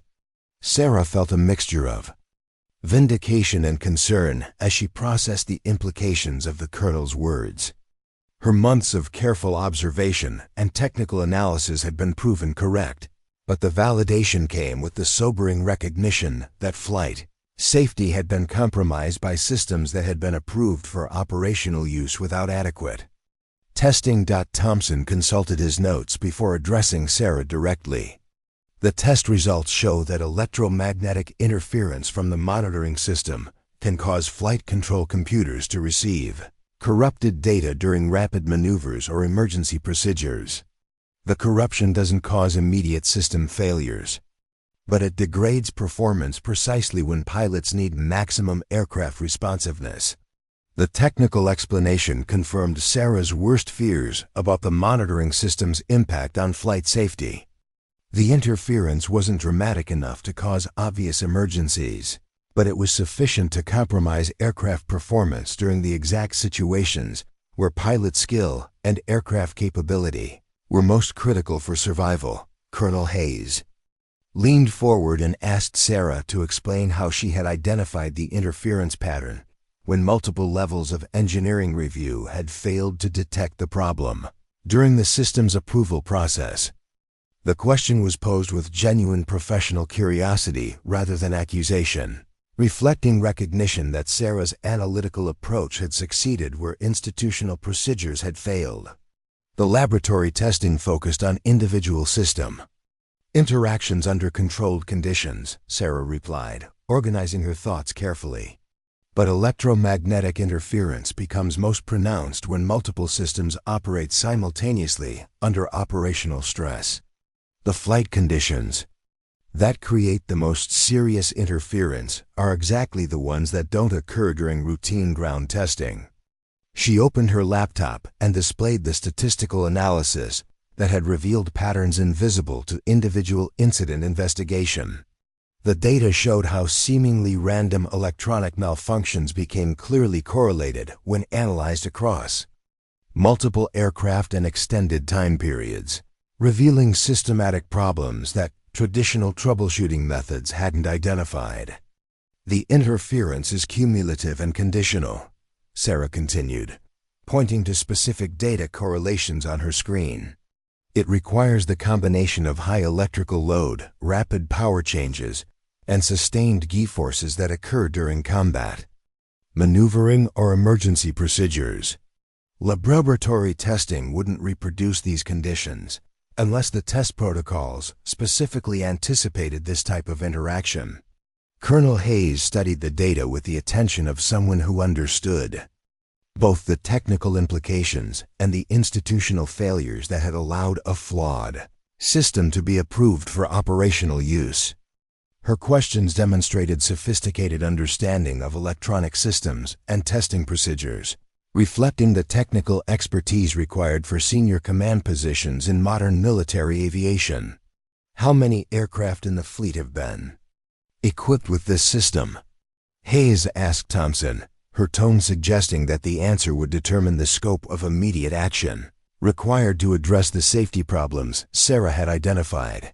Thompson consulted his installation records before responding. 47 aircraft across 6 squadrons have received the monitoring system installation. Another 32 installations were scheduled for completion within the next 2 weeks. The manufacturer was preparing to accelerate the installation schedule based on positive feedback from initial operational testing. The numbers represented a significant portion of the Air Force's F-16 fleet, meaning that dozens of aircraft were potentially flying with compromised flight control systems that could fail precisely when their performance was most critical. The scope of the problem had implications for flight operations across multiple air bases and operational commands. Hayes immediately ordered suspension of all remaining monitoring system installations and initiated emergency evaluation procedures for aircraft already equipped with the problematic systems. Her directives were clear and decisive, reflecting command authority exercised under circumstances that demanded immediate action to prevent potential flight safety emergencies. All aircraft equipped with the monitoring system are grounded until we can complete electromagnetic compatibility verification under operational flight conditions, Hayes announced. No exceptions, no abbreviated testing procedures. We're going to systematically verify every system interaction before any of these aircraft return to flight status. The grounding order represented a massive disruption to Air Force operations, affecting training schedules, deployment timelines, and mission readiness across multiple installations. The decision demonstrated Hayes's willingness to accept significant operational impact rather than continue flying aircraft with unresolved safety questions. Thompson asked about the implications for the contractor responsible for the monitoring system, noting that the company had substantial financial investment in the installation program and would likely challenge any determination that their system was fundamentally flawed. His question reflected concern about the legal and contractual complexities that would accompany acknowledgement of systematic safety problems. The contractor's financial interests are secondary to flight safety, Hayes replied firmly. If their system creates unacceptable electromagnetic interference, they'll need to redesign it or find alternative installation methods that don't compromise aircraft performance. We're not going to accept marginal safety just to protect someone's business. Investment. The colonel's response established clear priorities that placed flight safety above commercial considerations. But it also implied that Sarah's investigation had initiated a process that would likely involve extensive legal and technical disputes with the contractor and possibly higher military authorities who had approved the original installation program. Hayes turned her attention back to Sarah, her expression reflecting both professional respect and concern about the broader implications of what had been discovered. Captain Mitchell, your analysis prevented what could have been a series of serious accidents involving aircraft with degraded flight control performance during emergency situations. Your persistence in documenting and investigating these problems quite literally saved lives. The recognition was official and unambiguous, acknowledging that Sarah's technical investigation had identified safety problems that institutional procedures had failed to detect. However, the validation came with the sobering realization that flight safety had been compromised for months while her concerns were being dismissed as excessive attention to minor details. I want you to prepare a detailed briefing for the base safety officer covering everything you've discovered about electromagnetic interference patterns, Hayes continued. Include your statistical analysis, technical assessment, and recommendations for testing procedures that would have identified these problems during the original approval process. The assignment represented formal recognition of Sarah's expertise and analytical capabilities, but it also placed her in the difficult position of critiquing institutional procedures while remaining within military hierarchy and protocol. Her briefing would need to be technically comprehensive while maintaining appropriate deference to senior officers who had been responsible for approving the flawed system. Thompson's phone rang with an urgent call from the Air Force Safety Center, where senior officers had been briefed on the monitoring system problems and were demanding immediate information about the scope of potential safety issues. The conversation that followed involved technical details, aircraft identification numbers, and coordination with multiple installations that had received monitoring system installations. As Thompson managed the crisis communications, Colonel Hayes asked Sarah to describe how she had maintained focus on technical investigation despite the social and professional pressure she had faced from squadron members who viewed her persistence as disruptive. The question reflected understanding of the institutional dynamics that often discouraged individual initiative when it challenged approved procedures. I focused on documentation and systematic analysis rather than trying to convince people who weren't interested in hearing concerns about approved systems, Sarah replied honestly. Master Sergeant Martinez provided crucial technical validation that gave credibility to my findings. Without his support, my analysis probably would have been dismissed as individual opinion rather than legitimate technical assessment. The response acknowledged the importance of building professional relationships with people who shared commitment to technical excellence over institutional convenience. Sarah's success had depended on finding allies who valued competence and systematic investigation rather than social conformity or bureaucratic expedience. Hayes nodded with understanding, recognizing the leadership challenge of identifying and supporting personnel who were willing to raise difficult questions about approved procedures when safety concerns warranted investigation. The colonel's experience had taught her that institutional effectiveness often depended on encouraging, rather than suppressing, individual initiative when it served legitimate safety or operational purposes. Your approach demonstrates exactly the kind of analytical thinking and professional courage that we need more of in today's complex technical environment, Hayes said.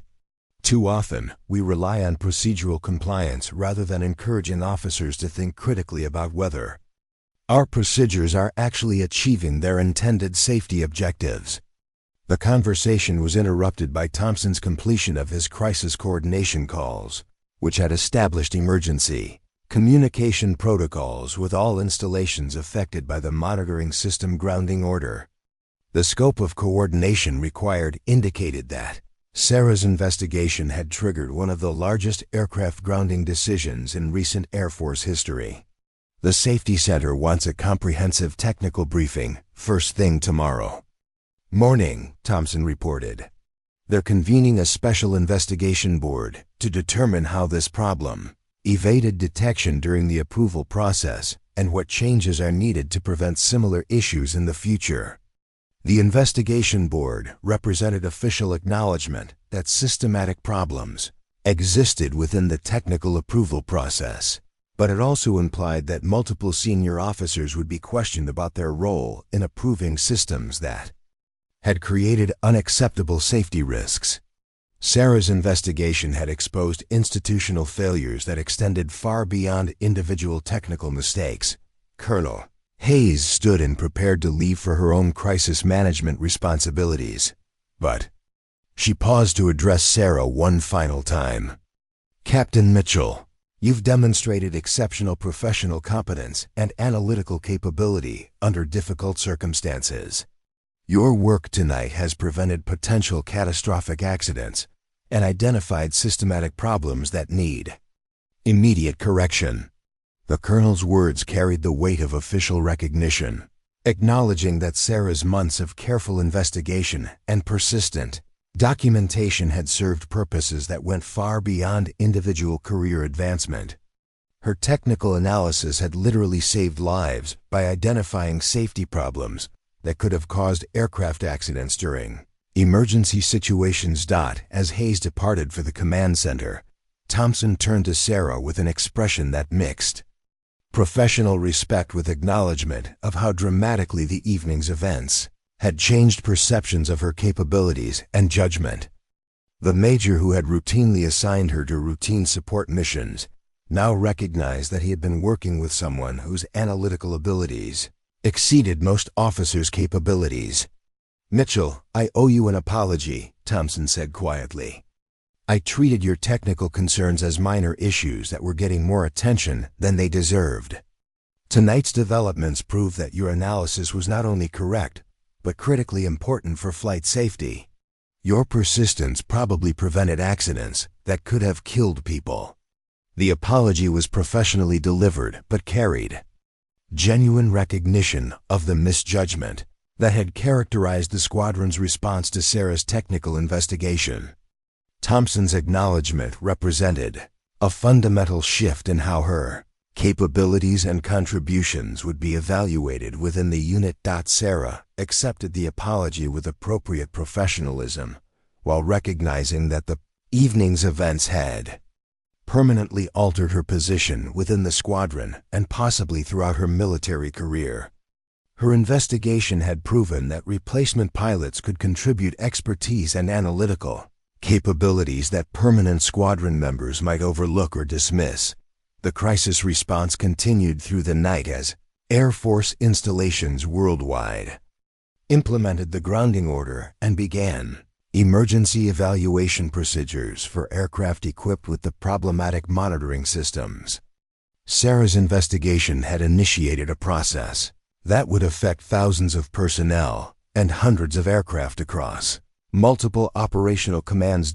As she prepared to leave the operations office, Sarah reflected on how the evening's developments had validated months of careful work while also demonstrating the potential consequences when individual initiative challenged institutional assumptions. Her technical investigation had saved lives, but it had also revealed systematic problems that would require extensive institutional changes to prevent recurrence. The breakthrough moment had arrived not through dramatic confrontation, but through patient accumulation of evidence that eventually became impossible to ignore. Tomorrow would bring new responsibilities and recognition of capabilities that had been overlooked, but tonight had proven that competence and persistence could overcome institutional inertia when safety demands required individual courage to challenge approved procedures. The base auditorium had been hastily reconfigured for the emergency safety briefing, its usual training setup replaced by projection screens displaying technical data and secure communication links to Air Force installations across 3 continents.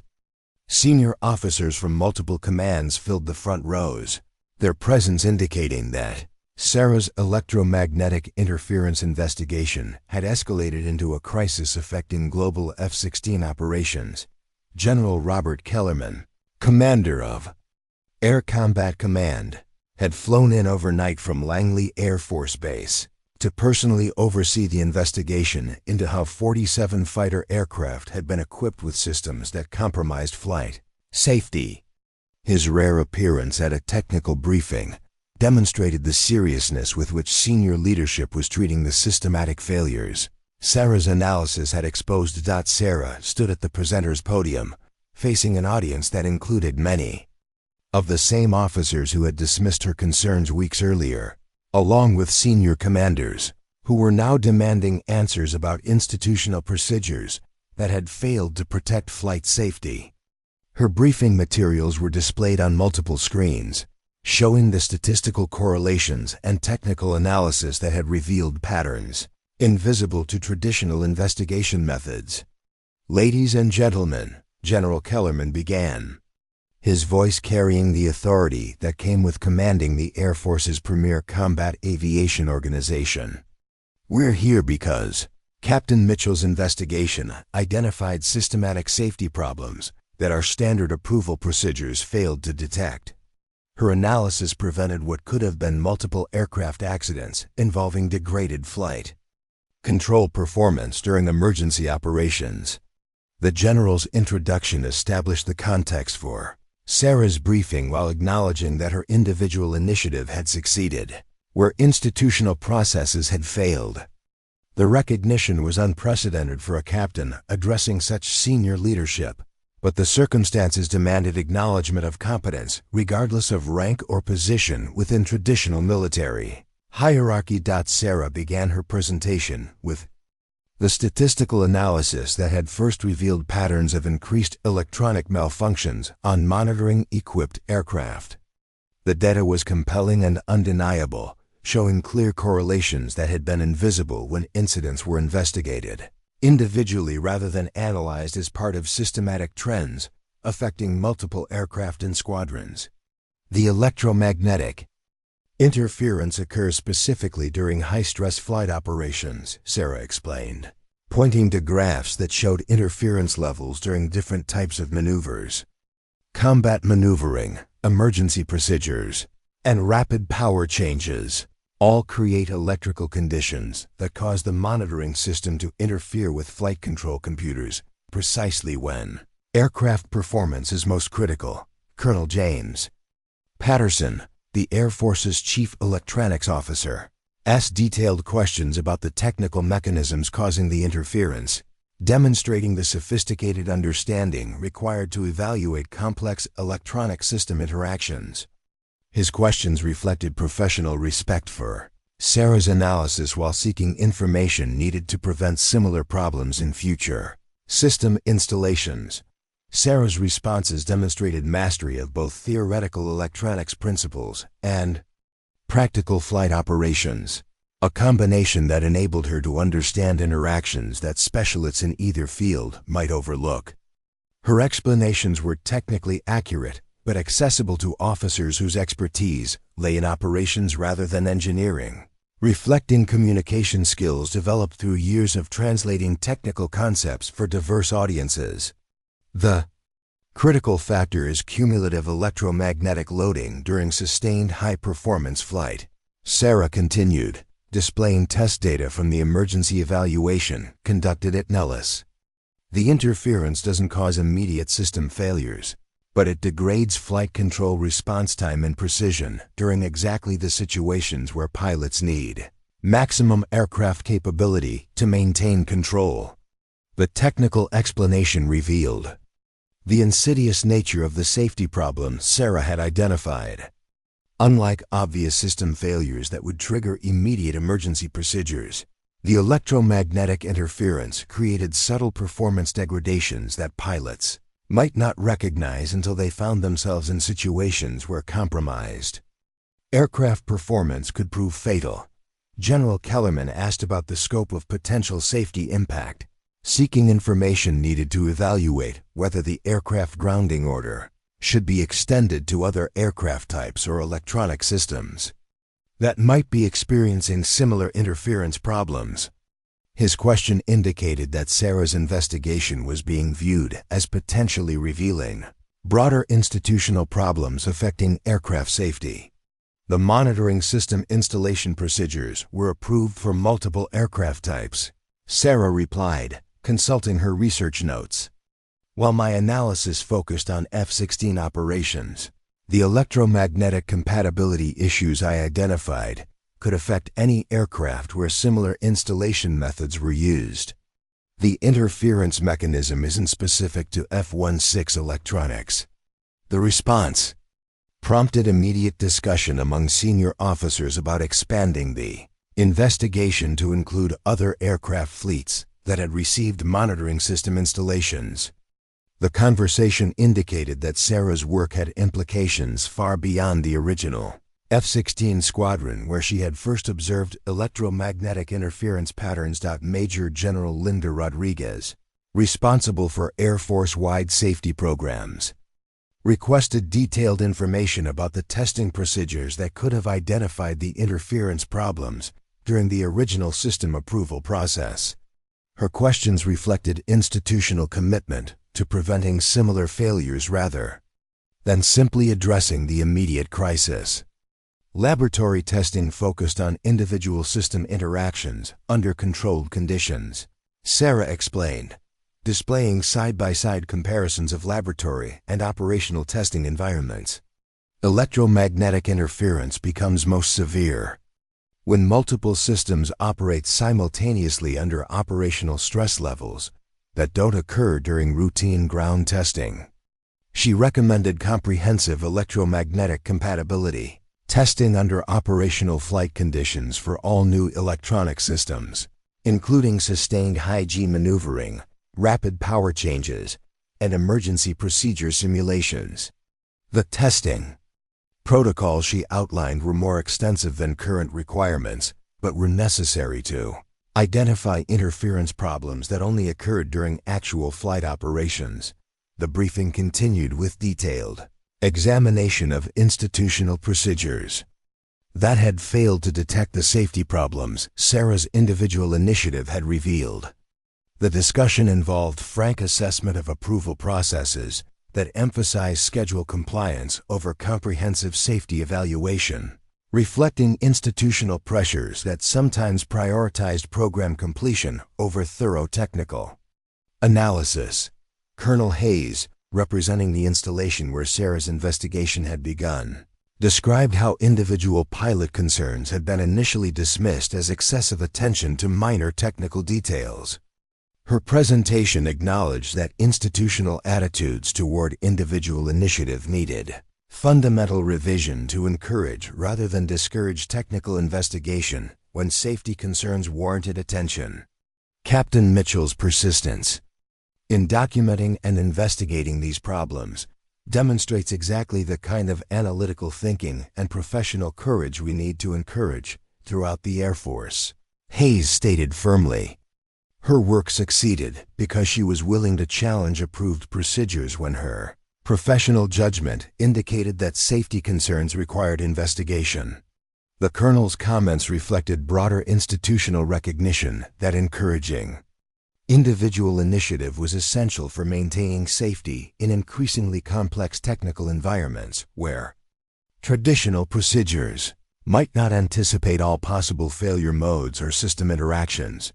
General Kellerman announced that Sarah's electromagnetic interference analysis would become the foundation for revised testing procedures that would be implemented across all Air Force electronic system installations. Her analytical methods would be incorporated into institutional procedures, ensuring that future investigations would include the systematic trend analysis that had revealed problems invisible to traditional troubleshooting approaches. Captain Mitchell's work represents a model for the kind of technical investigation and analytical thinking that distinguishes exceptional officers, Kellerman declared. Her analysis prevented potential accidents and identified institutional weaknesses that needed correction. This investigation demonstrates that individual competence and initiative remain essential components of organizational effectiveness. The General's recognition was unprecedented for a captain receiving attention from the Air Force's senior leadership, but the circumstances demanded acknowledgement that competence and analytical capability deserved recognition regardless of rank or position within traditional military hierarchy. Captain Valdez, who had been among the most vocal critics of Sarah's technical investigations, rose to address the briefing audience. His expression reflected the professional humility required when previous judgments proved fundamentally wrong, particularly in circumstances involving flight safety and institutional credibility. General Kellerman, I want to acknowledge that I was wrong in my assessment of Captain Mitchell's technical analysis, Valdez said, his voice carrying across the auditorium. I dismissed her concerns as excessive attention to minor details, when she was actually identifying systematic safety problems that could have caused accidents. Her persistence and professional competence deserve recognition and respect. The public acknowledgement was significant both for its personal courage and its demonstration that professional military culture could adapt when evidence demanded revision of previous judgments. Valdez's statement reflected institutional values that prioritized mission effectiveness over individual ego when safety concerns were involved. Lieutenant Colonel Rodriguez announced that Sarah's investigation had resulted in immediate changes to squadron procedures for evaluating and responding to pilot concerns about aircraft performance. Individual observations about system behavior would receive systematic investigation rather than dismissal, and technical analysis capabilities would be incorporated into routine safety evaluation procedures. Captain Mitchell's work proves that individual officers can identify problems that institutional procedures might overlook, Rodriguez stated. We're implementing changes to ensure that technical competence and analytical capability are recognized and utilized effectively rather than dismissed as excessive attention to details. The procedural changes represented institutional acknowledgement that encouraging Individual initiative was essential for maintaining safety in complex technical environments where traditional approaches might not identify all potential problems or system interactions. Major Thompson, who had initially treated Sarah's concerns as routine technical complaints, addressed the audience with the professional courage required to acknowledge misjudgment in circumstances involving institutional credibility and officer development. His statement reflected personal growth and institutional learning that characterized effective military organizations. I failed to recognize the significance of Captain Mitchell's technical analysis and analytical capabilities, Thompson admitted publicly. Her investigation identified systematic safety problems that I dismissed as minor concerns not worthy of detailed investigation. My misjudgment nearly prevented discovery of problems that could have caused serious accidents. The acknowledgement was professionally delivered and reflected institutional commitment to learning from mistakes, rather than concealing them when safety and credibility were involved. Thompson's statement demonstrated the professional integrity required for effective leadership in technical environments where individual expertise could reveal problems that traditional procedures might miss.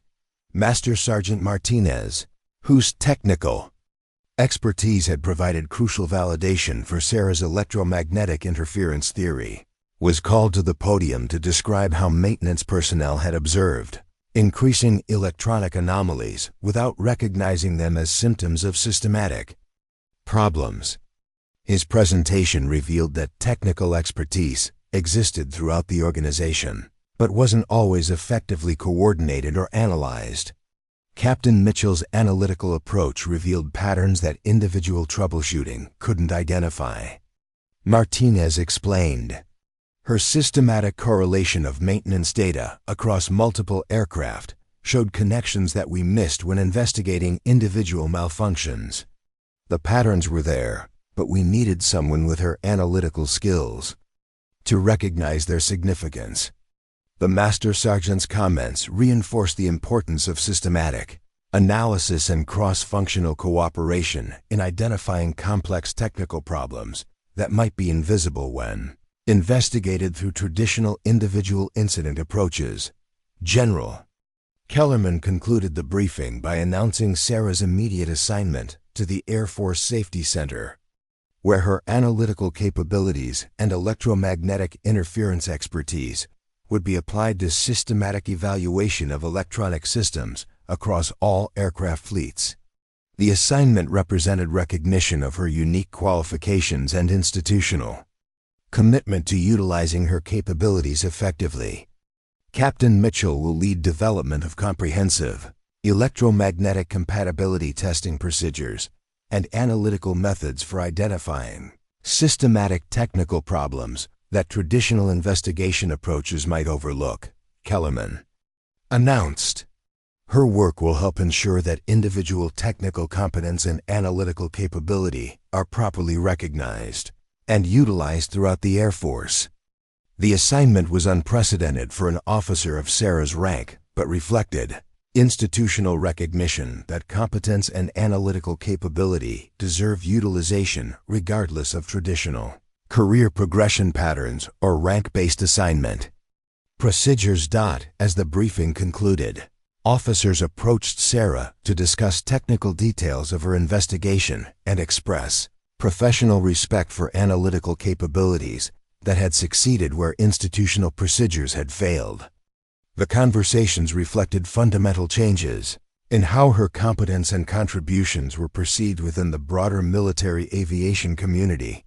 Captain Wong, who had experienced electronic anomalies during the weapons delivery exercise that supported Sarah's interference theory, offered both personal apology and professional recognition for technical investigation that had proven critically important for flight safety. I should have taken your technical concerns more seriously when you first raised them, Wong said honestly. Your analysis identified problems that affected my aircraft, and I didn't recognize the significance of what you were investigating. Your work probably prevented accidents that could have involved people I care about. The personal acknowledgement reflected broader Institutional recognition that technical competence and analytical capability deserved respect and attention, regardless of an officer's position within traditional squadron social hierarchies or career. Progression patterns at the evening's events had transformed Sarah from dismissed replacement pilot to recognized technical expert whose analytical capabilities were now viewed as essential for maintaining safety in complex technical environments. Her investigation had proven that individual competence and professional courage could identify problems that institutional procedures might overlook when systematic analysis revealed patterns invisible to traditional approaches. As senior officers dispersed to implement the institutional changes Sarah's investigation had triggered, she reflected on how persistence and analytical rigor had overcome dismissive attitudes and bureaucratic resistance. Her work had prevented potential accidents while demonstrating that technical competence deserved recognition regardless of rank or position within traditional military hierarchies. The vindication was complete, but it came with recognition that her success had depended on willingness to challenge approved procedures when professional judgment indicated that safety concerns warranted investigation. Tomorrow would bring new responsibilities and opportunities to apply analytical capabilities that were now recognized as valuable institutional assets rather than excessive attention to minor details. 18 months after her electromagnetic interference investigation had transformed Air Force safety procedures, Lieutenant Colonel Sarah Mitchell stood before a packed auditorium at the Air Force Academy, delivering the keynote address to graduating cadets who would soon join operational squadrons as the newest generation of military aviators. Her promotion had come faster than traditional timelines allowed, reflecting institutional recognition that exceptional competence deserved advancement regardless of conventional career progression patterns. The Academy's auditorium buzzed with anticipation as cadets, faculty, and visiting officers prepared to hear from someone whose analytical investigation had literally saved lives while changing how the Air Force approached technical problem solving. Sarah's story had become legendary within military aviation circles, representing the kind of individual initiative and professional courage that institutions needed to encourage rather than suppress. Her uniform now bore the silver oak leaves of a lieutenant colonel, along with ribbons recognizing her contributions to flight safety and technical innovation. The Air Force Safety Center had awarded her its highest recognition for analytical excellence, while her electromagnetic compatibility testing procedures had been adopted by military services worldwide as the standard for evaluating complex electronic system interactions. Graduating cadets, Sarah began, her voice carrying easily across the auditorium. You're entering a profession where individual competence and analytical thinking can literally mean the difference between life and death. Your technical education has prepared you to understand complex systems, but your real challenge will be developing the professional courage to investigate problems that others might prefer to ignore. The address drew from Sarah's experience transitioning from dismissed replacement pilot to recognized technical expert, but her focus remained on institutional lessons rather than personal vindication. Her story demonstrated how persistence and systematic analysis could overcome bureaucratic resistance when safety concerns demanded individual initiative. Behind her, a large screen displayed photographs of the 47 F-16s that had been equipped with electromagnetic interference-prone monitoring systems before her investigation triggered the emergency grounding order. The images served as visual reminders that technical problems ignored could become safety crises affecting hundreds of personnel and millions of dollars worth of equipment. The electromagnetic interference problem I investigated wasn't dramatically obvious, Sarah continued, displaying graphs showing the subtle performance degradations that traditional testing had missed. The safety risks became apparent only through systematic analysis of patterns that were invisible when incidents were investigated individually. Your challenge will be developing analytical skills that can identify problems before they become emergencies. The technical explanation was simplified for a mixed audience, but retained sufficient detail to demonstrate the sophisticated thinking required for effective problem-solving in complex technical environments. Sarah's approach emphasized that analytical capability could be developed through practice and systematic application rather than being an innate talent available only to specialists. Cadet First Class Jennifer Chun, scheduled to enter pilot training, upon graduation, raised her hand with a question about maintaining individual initiative within military hierarchies that emphasized following established procedures. Her inquiry reflected the challenge that many young officers faced when professional judgment conflicted with institutional preferences or social pressures. The key is building credibility through competence and systematic analysis rather than challenging authority through confrontation. Sarah replied thoughtfully. My investigation succeeded because I documented everything thoroughly and found allies who shared commitment to technical excellence. Individual initiative works best when it's supported by professional expertise and careful preparation. The response acknowledged the political realities of military service, while encouraging intellectual independence and analytical thinking. Sarah's advice reflected hard-won understanding of how institutional change occurred through persistent competence rather than dramatic gestures or direct challenges to established authority. Colonel Michael Stevens, the Academy's commandant, introduced the second portion of Sarah's presentation, which focused on the institutional changes her investigation had triggered throughout the Air Force. The procedural modifications represented systematic effort to encourage individual technical initiative while maintaining organizational effectiveness and safety standards. Lieutenant Colonel Mitchell's work resulted in fundamental changes to how we evaluate pilot concerns about aircraft performance, Stevens explained. Individual observations now receive systematic investigation rather than dismissal, and technical analysis capabilities are incorporated into routine safety evaluation procedures at every level of command. The institutional changes reflected broader recognition that encouraging individual initiative was essential for maintaining safety in increasingly complex technical environments where traditional procedures might not anticipate all possible failure modes or system interactions. Sarah's investigation had demonstrated that competent individuals could identify problems that institutional processes might overlook. Sarah described the new electromagnetic compatibility testing center she had established at Edwards Air Force Base, where every new electronic system underwent comprehensive evaluation under operational flight conditions before receiving approval for installation. The facility represented permanent institutionalization of analytical methods that had proven essential for identifying subtle but potentially dangerous system interactions. We now test electronic systems under sustained high-G maneuvering, rapid power changes, and emergency procedure simulations, Sarah explained, showing video footage of test aircraft conducting aggressive maneuvers while monitoring equipment. MEASUR-ED electromagnetic interference levels. The testing protocols identify problems that laboratory evaluation might miss because they only occur during actual flight operations.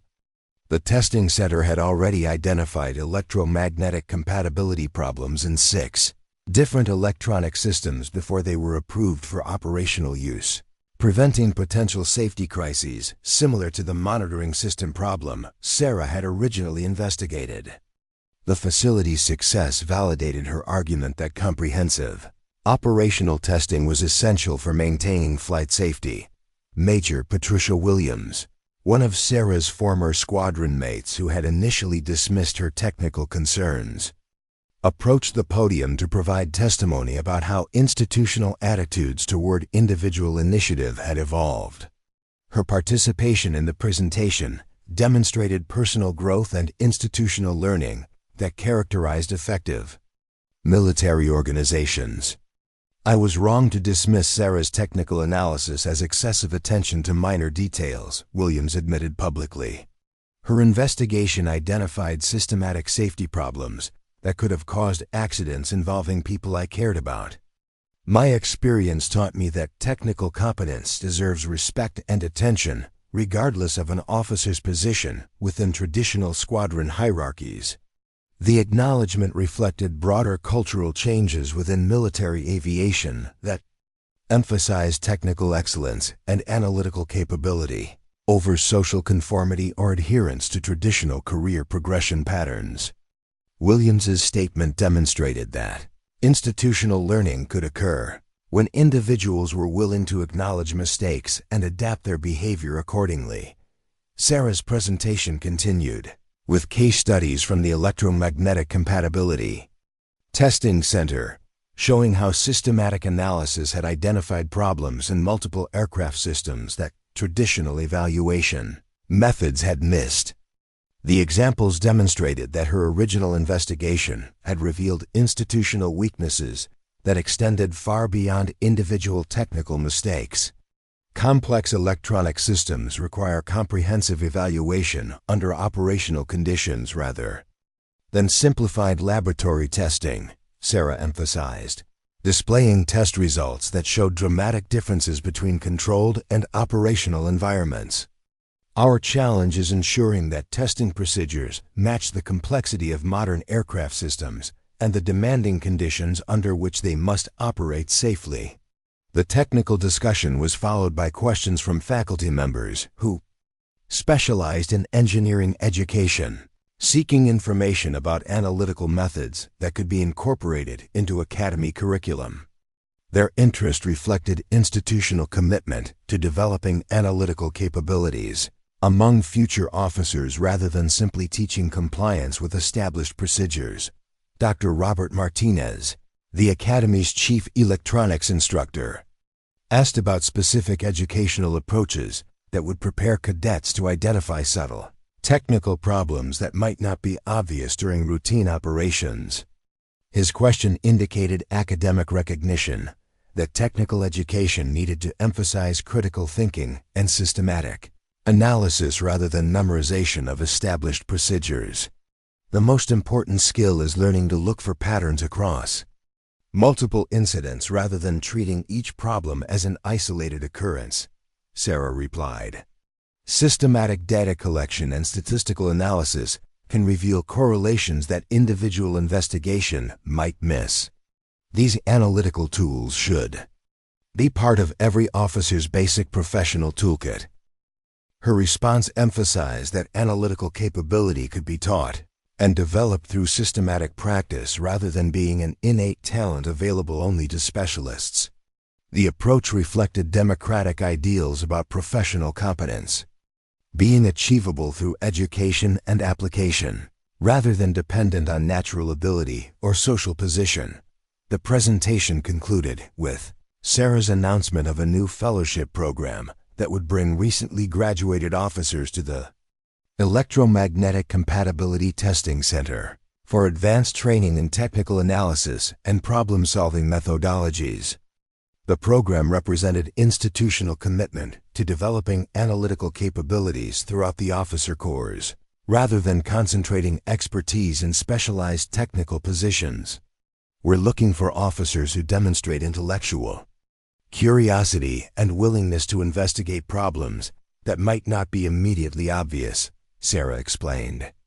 The fellowship provides advanced training in analytical methods and electromagnetic compatibility evaluation, preparing participants to identify technical problems that traditional investigation approaches might overlook. The fellowship program had attracted applications from officers throughout the Air Force, indicating widespread interest in developing analytical capabilities and technical expertise. The response validated Sarah's belief that individual competence and systematic investigation could be cultivated throughout military organizations rather than being limited to specialized technical personnel.